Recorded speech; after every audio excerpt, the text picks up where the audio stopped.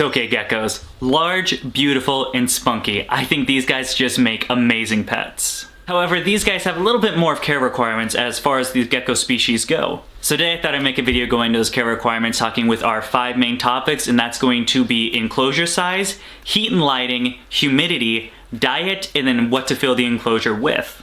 So let's sit back, relax, and dive into Tokay gecko care.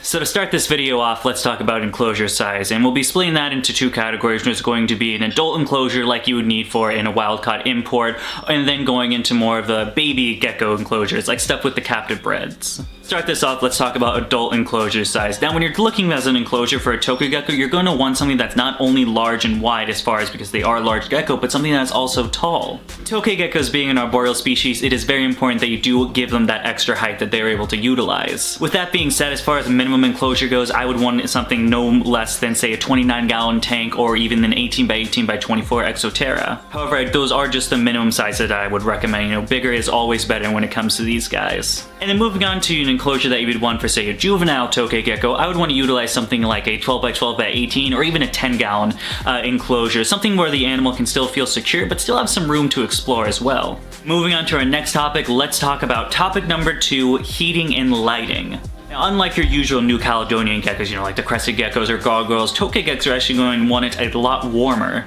For a basking temp, you're going to want something around the 90s degree, anywhere from 90 to 95 is a good basking temp as far as Tokay geckos go. And with that basking temp, you also want an ambient around that 80 to 85 degrees, just to make sure that the animal has a nice warm spot where it's able to digest its meal. A couple ways you can obtain these high basking temps is of course using stuff like basking lights. Personally, I use the Par 38 floodlights, and then I'm also using a couple other things such as the CHE heat lights as well. With that being said, I have also heard of people using radiant heat panels, of course plugged into a thermostat, and have had great success using it that way.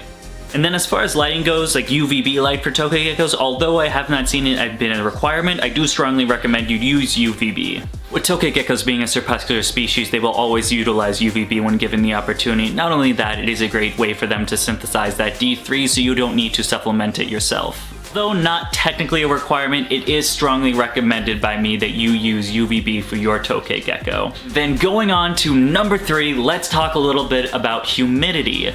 Although some people will have you think otherwise, I mean, don't let them fool you. Tokay geckos do need high humidity. Now, Tokay geckos are not going to adapt to a drier climate. That is going to be detrimental to the animal, and you're going to want to provide high humidity. As far as humidity ranges go, you're going to want that percentage to be anywhere in the 70 to 80% without it falling below 50. A couple ways you can maintain this is of course my 3 big things. That's going to be providing a large substrate, such as a topsoil peat moss mix that I use myself. Some other great options are things like a cocoa fiber mix, some Repti soil, cocoa chips, things like this that retain humidity very well. And then even adding some stuff like cork logs with some sphagnum moss stuffed in so you have a humid hide is greatly beneficial to them as well. If you're still having trouble, you know, keeping that humidity up by hand misting, an automated misting system such as misting is another great alternative that you can use. Having that automatic, you know, every set amount of time being able to mist it will keep that humidity staying at that optimal percentage. Moving on to number 4, let's talk a little bit about the Tokay gecko's diet. As the Tokay gecko goes, they are a majority of insectivores with some rodents on the side here and there, and basically from my experience I've seen these guys are just garbage disposals. Crickets, dubia roaches, phoenix worms, calciworms, horned worms, mealworms, superworms, you name it, the Tokay gecko will eat it. So you want to provide those items in a variety sort of stuff, with dubias and crickets being the majority of it, and then some treats such as the superworms and mealworms as well. Giving a big variety diet will maintain a healthy gecko. As I mentioned earlier, you can give as a special treat the spare rodent, anywhere like a pinky or a fuzzy mouth is good, especially for stuff like if you have a wild-caught import you get instead of getting a captive bred, you can really use those to bulk that weight up if the animal is too skinny. However, I do stress these things should be fed as more of a treat versus a staple. Feeding Tokay geckos just plainly or purely anything like rodents will really just envelop a really fat, obese gecko. It's something that you do want to avoid. And then moving on to our last category, we are going to be talking about number 5, what to fill the enclosure with. Now, of course, as I mentioned earlier, Tokay geckos are an arboreal species, so with that, you're going to want a lot of things that they can climb on, stuff like branches. Branches, people. Yep.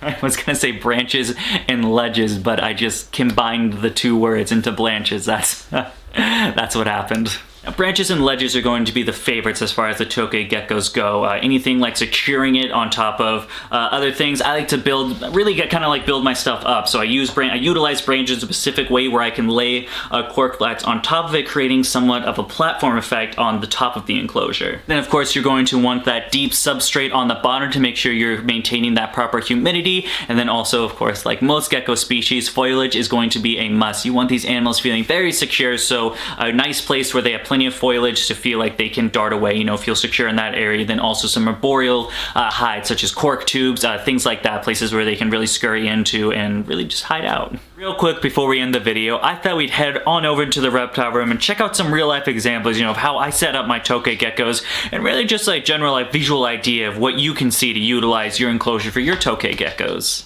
So with that being said, let's head on over. Cool transition happening right now. Alrighty, so when I think of the 2 best enclosures that would be great examples for keeping Tokay geckos in, I think of this one right here, then the one right next to it, but we'll start out with this one right here. So as you can see, this is the Exoterra 18x18 by 24. You've got some nice ledges over here and here, just stuff for plenty of climbing opportunities. Different levels, so this one's obviously going to be a little higher, whereas these right here are going to be a little on the low end. We got plenty of hides, somewhere where they can sneak in under here. Of course, a cork tube that they can get under there with multiple spots they can get out of.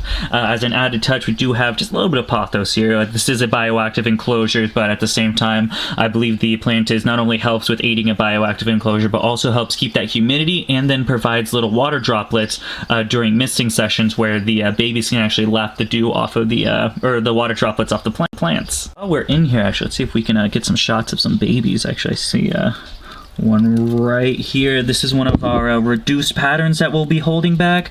Man, just look at this guy. Isn't he or she beautiful? All these eggs are just the pre-eggs that were all hatched out. They just leave them in there. Usually the mom will eat it after a while if she needs any calcium supplements. So I haven't done anything as far as, you know, removing the eggs or anything like that. But would you just look at that baby? That is beautiful. As far as the other babies go, let's see if we can take a look around here. Well, it looks like we've got Big Mom down up top behind this log. Oh boy. Oh boy, she is a little jumpy right there. Probably, I'd imagine, in this log over here, we might have some babies in there, but it is a little... Oh, looks like we have... Oh, looks like we got the whole gang right here. It is a little too dark for you guys to see. If I can point it up a little bit. Yeah, we got 3 babies in there. Those are the 2 normals, and then we have another reduced pattern in there. But like I said, just a good example of, you know, what you should be looking for as far as when you're creating a Tokay enclosure. Another great example of what you should be looking for as far as a Tokay enclosure goes is this 29-gallon over here that I have a breeding pair in. Not only do we have some vertical ledges that also double as hides, we also have some horizontal, like this large cork flat right here. Not only can they utilize it as a basking platform, but they can also hide under it as well, just to feel a little more secure. You can actually see if you go a little bit down right there, you can see we have the male Tokay just hiding out behind one of those cork flats. And then also if we just go down here, I have a just a large fake plant to use as some extra foliage and just another log type thing. Actually, I'm not too sure what that is, but it's just something to, of course, add a little foliage, especially if you go down underneath that horizontal cork flat right there. You can see that it provides a pretty good hiding spot for them. And there you have it, guys, the 5 main things you need to know about how to care for Tokay geckos. But now it's your turn. Leave me a comment in the comment section on one care tip you have for Tokay geckos. And then, as always, if you like the video, please feel free to give us a thumbs up. If you want to see some more of my animals or my breeding products, you can follow me on Facebook and Instagram at DVCB Exotics. Other than that, guys, thank you for watching. I hope you have a great day.